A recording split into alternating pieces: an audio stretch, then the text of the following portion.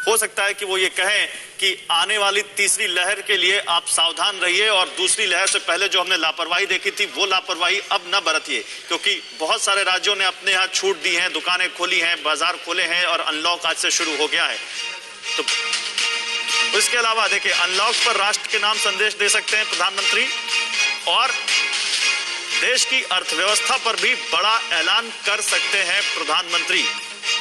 Corona काल में हुए आर्थिक नुकसान पर बोल सकते हैं, क्योंकि अभी हमने आपको कुछ देर पहले एसबीआई की रिपोर्ट बताई थी जो कहती है कि पहली तिमाही में 6 लाख करोड़ रुपए का नुकसान देश को हो सकता है इस लॉकडाउन की वजह से। ये बहुत बड़ा इस वक्त ये संबोधन कहा जा सकता है जब ये प्रधानमंत्री आएंगे। आप सबकी नजरें लगी हुई हैं पीएम मोदी के इस संबोधन पर। बड़ी बातें आज क्या हो सकती है प्रधानमंत्री के संबोधन से जुड़ी हुई, वो हम आपको बता रहे हैं कि आर्थिक नुकसान पर बोल सकते हैं प्रधानमंत्री नरेंद्र मोदी। देश की अर्थव्यवस्था को लेकर के हो सकता है कोई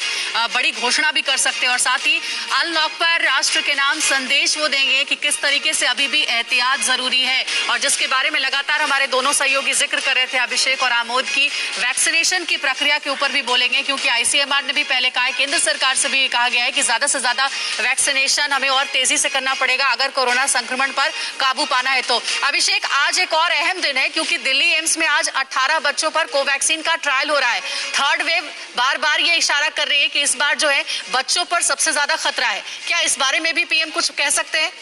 देखिए, ये बहुत ही अहम मसला है और एक बात और ध्यान देने वाली